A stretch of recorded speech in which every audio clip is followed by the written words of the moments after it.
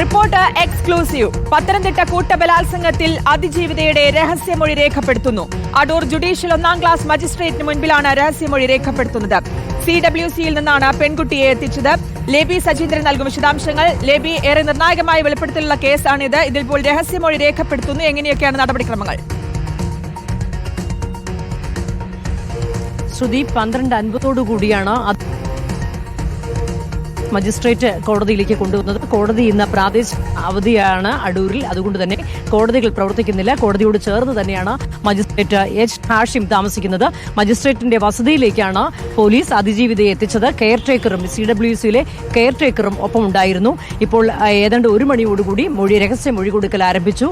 ഈ 30ഓളം കേസുകളിൽ മൊഴി കൊടുക്കാനുണ്ട്. അത് മാത്രമല്ല 58ഓളം പ്രതികളുണ്ട്. ഇത്രയും സുദീർഘമായ കേസായതുകൊണ്ട് തന്നെ, ഇത്രയും നിർണായകമായ കേസായതുകൊണ്ട് തന്നെ സുദീർഘമായി തന്നെ ഇതിന്റെ മൊഴി രേഖപ്പെടുത്തുകയും ചെയ്യും.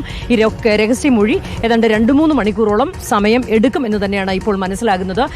ഇന്ന് രാവിലെ പോലീസ് എത്തി CWCയിൽ നിന്നാണ് അതിജീവിതയെ ഇങ്ങോട്ട് കൊണ്ടുവന്നത്. ഏതായാലും സമൂഹ മനസാക്ഷിയെ ഞെട്ടിക്കുന്ന കേസിന്റെ നാൾ വഴി തന്നെയാണ് ഇപ്പോൾ ചുരുളഴിഞ്ഞ് വരുന്നത്. ശ്രുതി, ഈ കേസുമായി ബന്ധപ്പെട്ട് ഇതിന്റെ അന്വേഷണത്തിന്റെ എല്ലാ ഘട്ടത്തിലും വളരെ ജാഗ്രത പോലീസ് പുലർത്തുന്നുണ്ട്.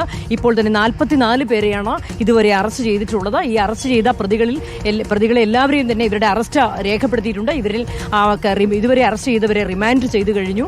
ഒപ്പം തന്നെ ബാക്കി ശേഷിക്കുന്ന 15 പ്രതികളെ ഒട്ടും വൈകാതെ തന്നെ അറസ്റ്റ് ചെയ്യാനാകും എന്നാണ് DIG അജിത ബീഗം പറഞ്ഞിരിക്കുന്നത്. ഏതായാലും ഇപ്പോൾ രഹസ്യമൊഴി അടൂർ ഫസ്റ്റ് ക്ലാസ് ജുഡീഷ്യൽ മജിസ്ട്രേറ്റിന് മുമ്പാകെ നൽകിക്കൊണ്ടിരിക്കുകയാണ്. ഏതാണ്ട് 2-3 മണിക്കൂർ സമയം എടുക്കും എന്നാണ് നമുക്ക് ഊഹിക്കാൻ കഴിയുന്നത് ഈ വിവരത്തിൽ. അതായത് ഇത്രയും അധികം ഇതിന്റെ കാര്യങ്ങൾ പറയാനുണ്ട്. ഇത്രയധികം കേസുമായി ബന്ധപ്പെട്ട 58ഓളം പ്രതികളുണ്ട്. അതുകൊണ്ട് തന്നെ ഈ രഹസ്യമൊഴി കൊടുക്കുന്ന ഇതിന്റെ നടപടിക്രമം കുറച്ചുകൂടി നീളാൻ തന്നെയാണ് സാധ്യത.